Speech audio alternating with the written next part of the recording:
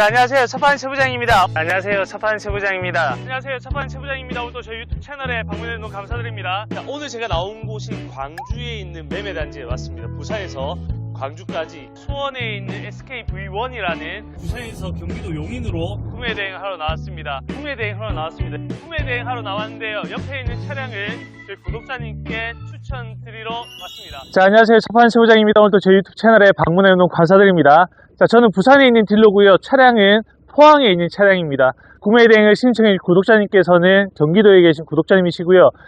옆에 있는 차량은 쉐보레의 트레일 블레이저라는 차량입니다. 소형 SUV급인데 외관만 보셔도 중중형급의 SUV처럼 보이죠. 기존에 있는 소형 SUV를 비교하면 크기가 약간 더 커진 소형 SUV라고 보시면 됩니다. 첫 차로 구매하시는 것 같았고요. 차량에 대해서 약간 걱정도 많이 하셨습니다. 왜 그러냐면 일반적인 트레일 블레이저보다는 시세가 약간 낮게 형성되어 있고요. 뒤쪽에 사고가 있었습니다. 옆에 성능 기록실을 보시면 트렁크와 리어 패널이 교체가 되어 있어서 이 정도 사고면은 구매해도 괜찮냐부터 해서 차량은 잘 수리되어 있는지 또 다른 문제는 없는지 꼼꼼하게 점검을 좀 해달라고 해서 차판 최부장이 차량 있는 곳에 와서 직접 점검을 할 예정입니다. 이번 차량 간단하게 소개해 드리면 차량의 등급은 프리미어 등급의 차량이고요. 연식이 2020년 8월에 등록됐습니다. 출고된 지부터 1년 반 정도 지난 차량이고 주행거리가 13,000km 밖에 주행하지 않은 차량입니다.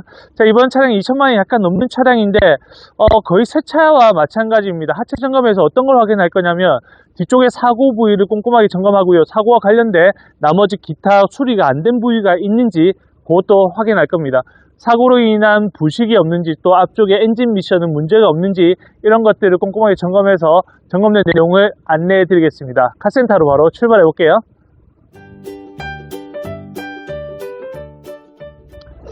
자, 오늘 구매 대행할 트레일 블레이저 한번 보겠습니다. 트레일 블레이저죠.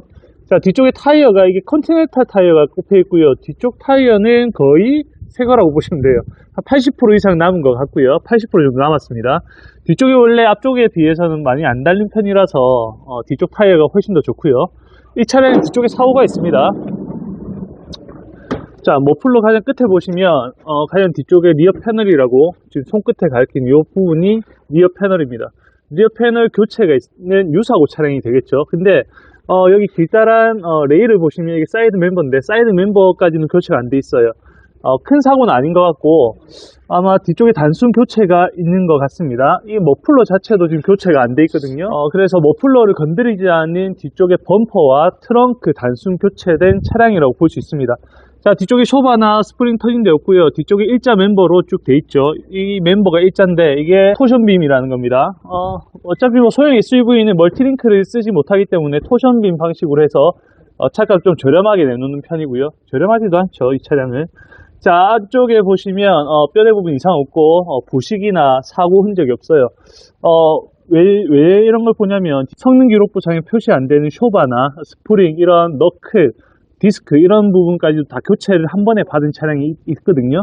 근데 이 차량은 그렇게 깊이 사고가 난 것 같지는 않습니다. 주행 성능 자체에서는 문제가 없는 것 같아요. 앞쪽에는 언더커버가 달려 있어서 약간만 지금 내려서 보는 거예요.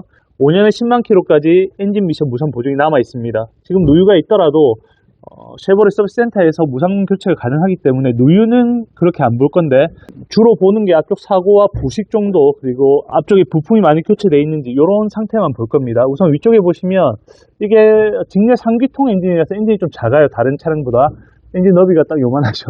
그래서 엔진이 좀 작은 엔진이 들어갔고 옆에 미션이 있습니다. 미션은 좀 큼지막한 게 들어갔네요. 자, 앞 타이어는 뒷 타이어에 비해 좀 빨리 닳죠. 앞에 조향이 되기 때문에 앞에 브레이크 라이닝은 브레이크 라이닝도 한 70% 이상 남아 있습니다. 뒤에 브레이크 라이닝은 더 많이 남아 있겠죠. 아래쪽에 로암이나 타이로드 엔드, 등속 조인트, 쇼바, 링크 이런 것들도 다 자일 겁니다. 출고 당시에 만들어진 그 상태 그대로입니다. 그래서 앞쪽에서도 사고 흔적은 발견할 수가 없습니다. 무사고 차량 확실하고요. 자, 결국에는 언더커버를 다 뗐습니다. 뗀 이유가 지금 이쪽 부위가 엔진 오일입니다. 엔진 오일의 코크죠. 여기랑 오일 필터, 엔진을 교체할 때 오일 필터를 빼면 약간 한두 방울씩 내려오는데요. 그게 여기 부분이 젖은 겁니다. 그 옆에 보시면 미션 쪽인데 오일 쿨러입니다. 오일 쿨러 하우징에서 약간 새는 경우도 있는데 이제 반 킬로밖에 주행하지 않았거든요. 그래서 설마 해서 빼봤는데 오일 쿨러는 괜찮은데 이쪽에 약간의 오일이 묻어 있습니다. 이게 위쪽에 타고 올렸던 흔적은 아니고요. 약간 유증기가 나왔던 흔적인데 이 정도는 괜찮은 것 같습니다. 이 차량을 끝까지 한번 지켜보시다가 혹시 이 부분에서 누유가 많이 되면 보증 수리를 받으면 되니까 참고만 하시면 될 것 같아요. 상태는 괜찮네요. 트레일블레이저 우선 엔진룸부터 보겠습니다. 아까 아래쪽에서 말씀드렸듯이 엔진이 굉장히 작죠. 1.35 엔진이 들어간 터보 차량이고요. 터보 차량이라서 출력은 충분히 나오고 엔진이 큰 차량에 비해서 연비도 좋고 또 세금도 적게 나오기 때문에 굉장히 경제적인 차량이라고 볼 수 있습니다. 부동액은 순정 부동액이 그대로 들어가 있습니다. 한 4만 킬로 정도 되면은 부동액 교체 주기가 될 것 같고요. 자, 엔진 오일 양도 충분한데 엔진 오일은 한 절반 정도 타신 것 같아요. 지금 13만 킬로 정도 주행했으니까 15만 킬로대 엔진 오일 한번 교체해 주십시오. 보통 장거리를 타시는 분들은 한 7천 킬로에서 8천 킬로 정도 엔진 오일 교체 주기를 잡으시고 단거리를 타시는 분들은 한 5천 킬로 정도 엔진 오일 교체 주기를 잡으시면 됩니다. 자, 브레이크 오일은 브레이크 라이닝 상태가 굉장히 좋고요. 브레이크 오일도 마찬가지 4, 5만 킬로 정도 되면 브레이크 오일 교체 타이밍이 오고요. D타입의 배터리네요. 배터리 커버가 작아서 배터리가 작은 거 들어갈 줄 알았는데 역시 SUV답게 큰 배터리가 들어갑니다. 60짜리가 들어가는 것 같고요.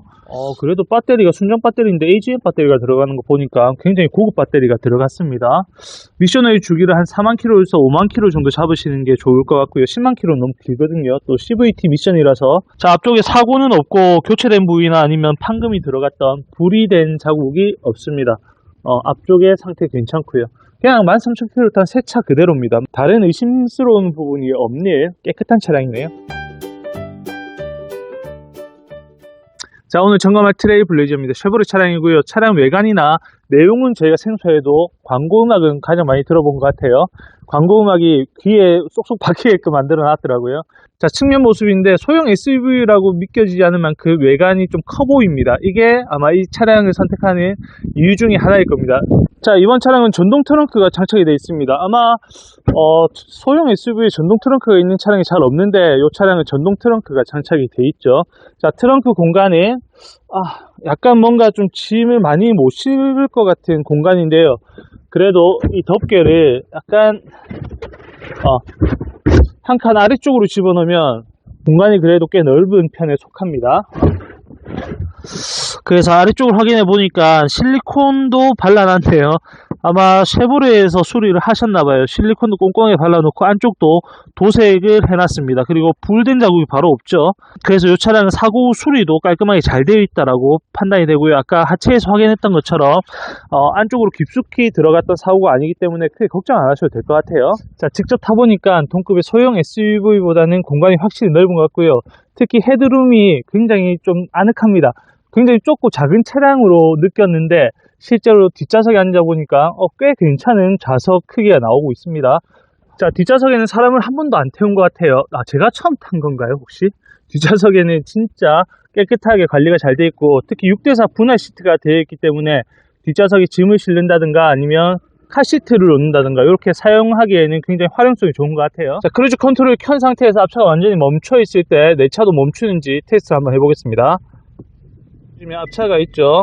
앞차가 있고 오케이, 완전히 멈추는 것까지 어댑티브 크루즈 컨트롤까지 장착이 되어 있습니다. 그러니까 안전사항 옵션은 기본적으로 다 장착이 되어 있다 보시면 되고 위쪽에 보시면 헤드업 디스플레이 자리인데요. 헤드업 디스플레이는 막혀 있습니다. 자, 뒤쪽에 보시면 전자 파킹 브레이크 장착이 되어 있고요. 아마 이게 스노우 모드인 것 같고 그 다음에 옆에가 스포츠 모드인 것 같습니다.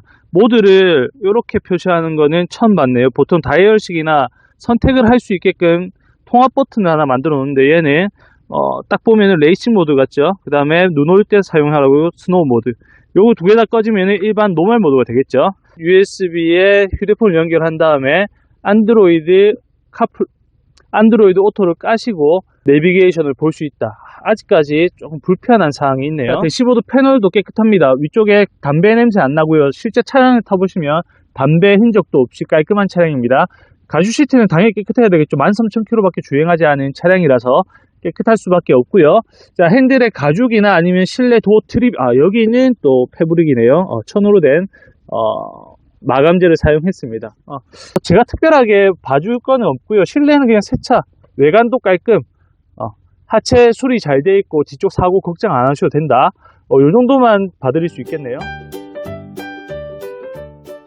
자, 구매를 해주신 저희 경기도에 있는 구독자님께 다시 한번 감사드리고요. 첫 차이니만큼 차량을 좀 꼼꼼하게 확인하고 싶은 마음이 컸을 것 같습니다. 근데 마음에 드는 점검인지는 잘 모르겠습니다. 제가 꼼꼼하게 확인한다 해도 별 내용이 아마 없었을 겁니다. 왜냐면 특별한 점을 찾을 수가 없었기 때문에 걱정도 안 하셔도 되고 차량은 새 차처럼 그냥 쭉 타시면 될 것 같습니다. 이번에 가장 먼저 교환해야 될 오일은 엔진 오일입니다. 15,000km대 엔진 오일 한번 교체하시고 주행거리가 그렇게 많지 않으면 20,000km대 한 번 더, 주행거리가 좀 많으시다 하면은 22,000km대 엔진 오일 한 번 더 교체하시면은 뭐 관리라고 할 건 없지만 그래도 주기에 맞게끔 오일 관리만 하시면은 차는 오랫동안 잘 타실 수 있을 것 같습니다. 자, 이번 차량처럼 연식이 좋고 주행거리가 짧지만 사고가 있는 차량들은 하체를 꼭 봐야 됩니다. 왜냐하면 수리가 잘 되어 있는 차량인지 안 되어 있는 차량인지에 따라서 차량의 성능에 지대한 영향을 미치거든요. 특히 부식과 관련이 있기 때문에 수리 여부를 꼭 확인하시고 구입하시기 바랍니다. 자, 저는 포항에서 차 파는 최 부장이었고요. 궁금한 차량이 있으면 언제든지 문의 주십시오. 차량 있는 곳에 와서 이렇게 차를 점검한 다음에 내용을 안내해 드리겠습니다. 감사합니다.